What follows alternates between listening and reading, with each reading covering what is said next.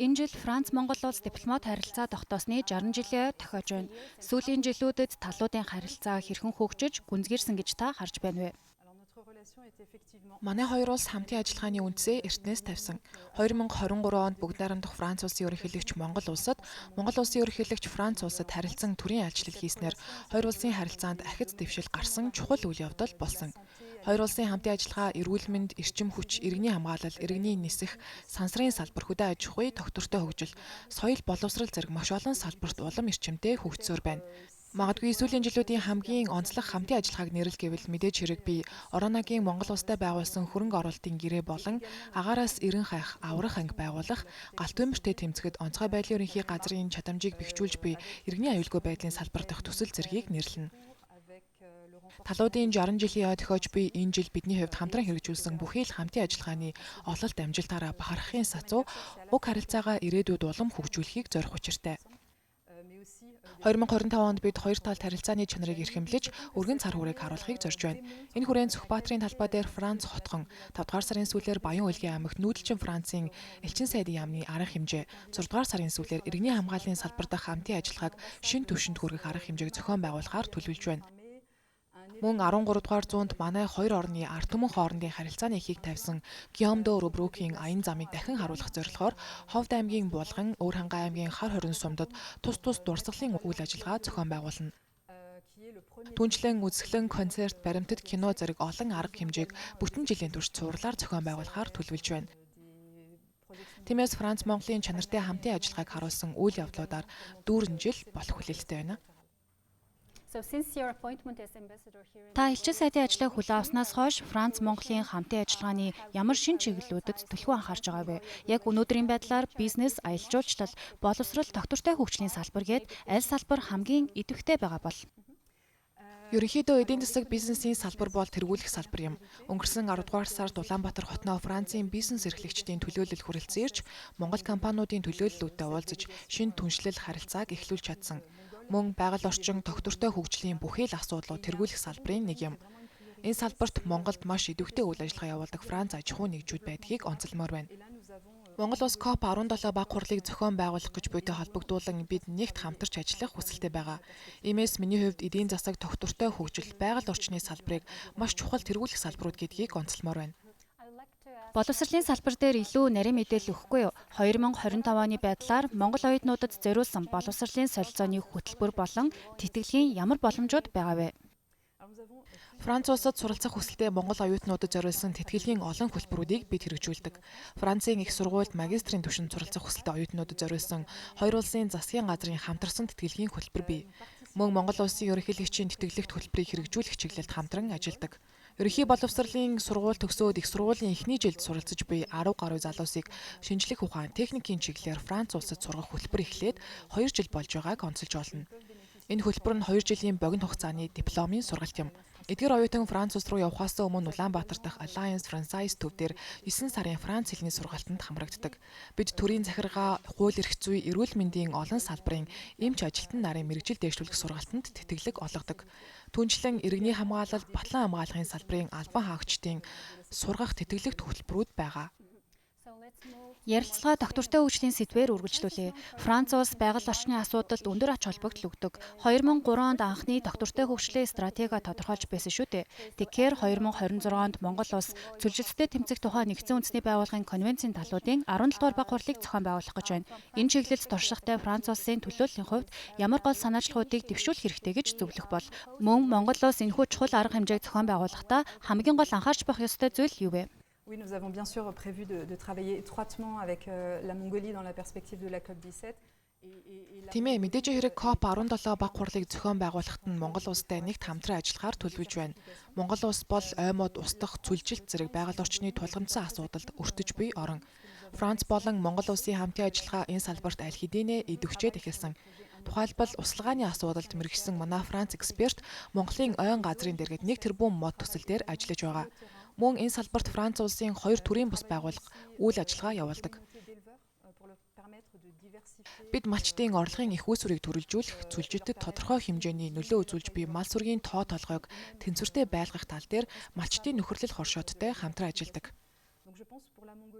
Эх жилийн COP17 баг хурлын хувьд газар нутаг Монгол ёс заншлаасаа эхэлж уур амьсгалын өөрчлөлтөд дасан зохицох, сүлжилттэй тэмцэх үйл ажиллагааг уур амьсгалын өөрчлөлтөд дасан зохицуулахын сацуу уламжлан хадгаж үлдэх замаар хариу үйлдэл болон хэрэгжүүлэх нь чухал сорилт юм. So, are there any new joint French-Mongolian Байгаль орчны хамгаалал, сэргээгт эрчим хүч, уур амьсгалын өөрчлөлтийн чиглэлд Франц Монголын хамтарсан амжилттай төслүүдээс хуваалцахгүй юу? Alors sur la question Айн хомсдолд сүлжилтийн асуудлаар бэлчээр хямаал аж ахуй эрхлэгчдтэй хамтран ажиллаж тэдний орлогын их усрыг төрөлжүүлэх, улмаар сүлжилттэй тэмцэхэд хувь нэмрээ оруулах зорилгоор үйл ажиллагаа явуулдаг төрийн бас байгууллага бий. à la lutte contre la désertification en matière d'énergie renouvelable et d'efficacité. Сэргээгдэх эрчим хүчний хэмнэлтийн чиглэлээр Европын холбоо, Нэгдсэн үндэсний байгууллагын хөгжлийн хөтөлбөртэй хамтран гэр хороололд 2 төсөл хэрэгжүүлсэн. Гол зорилго нь байгаль орчинд илүү хүндэтгэлтэй ханддаг, илүү хариуцлагатай туршлагыг хөгжүүлэх, улмаар уур амьсгалын өөрчлөлт мөн агаарын бохирдолтой тэмцэх явдал байсан. So one of the latest cooperation Франц Монгол улс сүүлийн байдлаар хамтын ажиллагаагаа уулуурхайн салбарт өргөжүүлж, Орано групптэй ураны төсөл хэрэгжүүлж хэлсэн нь анхаарлын төвд байгаа. Тус төслийн явц, ач холбогдол болон хамгийн сүүлийн шинэ мэдээллээс хуваалцахгүй юу? both countries. Donc l'accord d'investissement a été signé en janvier 2025. 2025 оны 1-р сард хөрөнгө оруулалтын гэрээнд гарын үсэг зурснаас хойш одоогоор ашиглалтын өмнөх бэлтгэл үе шатуудыг ханган ажиллаж байна. Et donc il y a plein de travaux à mener. 2028 оноос олборлолт эхлэх хүлээлттэй байна. Тиймээс олборлолтын үе эхлэхээс өмнө дэд бүтэц зэрэг олон ажил хийгдэнэ. Ça lui permet de devenir un acteur mondial du secteur de l'uranium. Уг төсөл нь Монгол улсыг өнөөгийн өндөр ач холбогдол бүхий салбарт зүй ёсоор орох, ураны салбар дахь дэлхийн томоохон тоглогч улс болох нөхцөлийг бүрдүүлэх бөгөөд нүүрс төрөгчөөс ангид эрчим хүчийг дэмжигч орн болж, ур амьсгалын өөрчлөлтөд тэмцэхэд ихээхэн хувь нэмэр оруулах болно. Энэхүү төсөл нь ажлын байр бий болгож чадвартай ажлах хүчин бэлтгэж, дэд бүтцийг хэрэгжүүлснээр Дорногой аймагт нийгэм эдийн засгийн хөгжлийг авчирна. Мөн мэдээж эргээд Монгол улсын хувьд мөнгөн орлого нь нэмэгдэнэ гэсэн үг. Түүнчлэн энэхүү төсөл Францын болон Европын холбооны эрчим хүчний бие даасан байдлыг хангахад хувь нэмэр оруулах болно. Тиймээс энэ гэрээ нь аль аль талдаа давуу талтай хоёр улсын хувьд харилцан ашигтай гэрээ юм. Монголын талд технологи, хөрөнгө оруулалт, доктортой хөгжил талаас өөр ямар давуу талуудыг олгох вэ? Alors le bénéfice pour la Mongolie sera comme je l'ai dit Монгол улсын хувьд эрх ашиг нь миний өмнө нь хэлсэнчлэн Дорногой аймагт ажлын байр бий болгож нийгмийн эдийн засгийн хөгжлийг авчрахын сацуу нийт улсын хэмжээнд орлого бүрдүүлж дэвшилтэт технологи болон экспертиз нутагшуулна. Монгол улс дэвшилтэт технологиг нутагшуулснаар нүүрс хүчлийн хийнээс ангид эрчим хүчний салбарт уур амьсгалын өөрчлөлтөд тэмцэхэд давуу тал болно. Монгол улсын хувьд энэхүү төсөл нь дунд урт хугацаанд ашиг өгнө. Түүнчлэн Монгол улсын хувьд өөрийн цөмийн үйлдвэрлэлийн сүлжээгээ хөгжүүлэх эхний алхам болох бөгөөд цагуурын өөрчлөлтийн эсрэг тэмцэхэд эрчим хүчний бие даасан их үүсвэртэй болно гэсэн үг. Монгол улс гадаадын хөрөнгө оруулалтын тухай хууль болон ашигт малтамлын тухай хуулийг шинжилгээр төлөвлөж байгаа. Францын талаас сүүлийн 60 жилийн харилцааны туршлага дээр үндэслэн хөрөнгө оруулалтын таатай орчныг бүрдүүлэхтэй холбоотой ямар өөрчлөлт сайжруулалтыг хийх нь зүйтэй гэж үзэж байна. Аль асуудлуудыг онцлон анхаарах хэрэгтэй гэж бодож байгаа вэ? Ороногийн хөрөнгө оруулалтын гэрээг Монгол улсын хувьд хөрөнгө оруулалт татах түлхүүр гэрээ хэмээн бид үргэлж танилцуулж ирсэн. Хөрөнгө оруулагчдын хувьд хэд хэдэн чухал түлхүүр үзүүлэлт байдаг гэж боддог. Эхнийх нь хууль эрх зүйн орчин тогтвортой байх, урьдчилан төлөвлөгөө гаргаж болох үс байх, үе шатууд нь ил тод байх, мөн маргаан шийдвэрлэх дүрм журам нь олон улсын стандартад нийцсэн арга механизмтай байх зэрэг юм. Монгол улсын хувьд баялгаа хамгаалах нь хууль ёсны эрх бөгөөд баялгаа ашиглахаар хөрөнгө оруулснаар олох ашиг нь Монгол улсдаа юуны өмнө орох нь тун чухал асуудал билээ. Dans des ressources qui sont propres à la Mongolie reviennent d'abord à la Mongolie, mais il faut aussi essayer de se mettre. Хөрөнгө оруулагчдын цаашид үйл ажиллагаа явуулахад нөхцөл байдал тодорхой байх, талуудын харилцаа эрхтгш байх, харилцан хоёр талдаа ашигтай байх нь чухал үзүүлэлт юм. So although there are discussions about the Орос, Украин ихэнх хэлцээр хийх хэсэх асуудал яригдж байгаа ч дайн үргэлжилсээр байна. Үүнтэй зэрэгцээ Дональд Трамп 2 дахь бүрэн эрхийн хугацаагаа эхлүүлж тарифтай холбоотой бодлого хэрэгжүүлж эхэлснээр Америк эцсийн худалдааны зөрчил дахин хурцдаж байна. Ийм нөхцөл байдалд Хятад болон Оростой хэлэлдэг Монгол улсын бүс нутаг дахь стратегийн байршлыг Францын тал хэрхэн харж байгаа бол? C'est très intéressant l'élection de Donald Trump. Хамгийн сонирхолтой нь Дональд Трамп сонгуульд яасан нь манай хоёр улсын хувьд төдийгүй дэлхийн нийтийн хувьд нөлөө үзүүлж бүхэл улс орнууд ижилхэн сорилттой тулгарч байна. Энэхүү сорилтын эсрэг бид түншлээ төрөлжүүлэх замаар тэмцэхээр чармааж байна. Монгол улсын тухайд тулгарч буй сорилт нь газар зүйн хувьд 2 том гүрний дунд оршдог. Бараа нийлүүлэлт экспортын хувьд 2 хөршөөсөө хамааралтай байдаг явдал. Mais c'est aussi un pays qui se distingue par Гэхдээ ардчилсан үзэл баримтал олон ургалч үзэлтэй 3 дахь хөршийн бодлогоо хөгжүүлж буй улс гэдгээрээ ялгарх онцлогтой болохыг нь би хувьдаа ихээхэн үнэлдэг. Мөн Франц улс Монгол улсын 3 дахь хөршийн нэг гэдгээрээ бахархдаг. Et donc l'enjeu de la Mongolie, mais qui est aussi Монголын төдийгүй бидний тулгамдсан асуудал бол түншлэлийн харилцаагаа төрөлжүүлж бие даасан байдлын хэмжээнд хүрэхийг хичээх явдал юм. Энэ нь манай хоёр орны хоёр талт харилцааны гол агуулга юм. Энэ бол харилцаа ашигтай байх ёстой бие даасан байдлын түншлэл юм. Гэхдээ түрүүнд дурдсанчлан энэхүү сорилттой тулгарсан цорын ганц улс Монгол биш, Франц ч мөн айлын сорилттой тулгараад байгаа.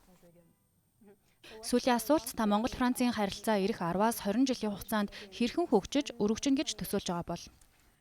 Alors je nous vois continuer à partager Ардчлалын үнэт зүйлс олон талт байдал, стратегийн бие даасан байдлаараа биднийг нэгтгэж буй ижил үнэт зүйл, ижил хүсэл эрмэлзлийг бид үргэлжлүүлэн хадгална гэж харж байна.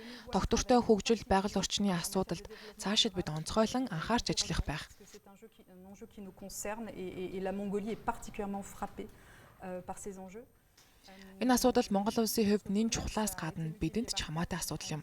Өнгөрсөн 10 жилд манай хоёр улсын худалдааны эргэлт 4 дахин өссөн байна. Ирэх 10 жилд ч манай худалдааны салбар үргэлжлэн хөгжинө гэдэгт найдаж байна. Энэ хугацаанд Монгол улс тогтвортой өсөх чиг хандлагатайгаар экспортоо хөгжүүлэн гадаа зах зээлд шинэ гарц боломжуудыг нээн гэдэгт итгэлтэй байна.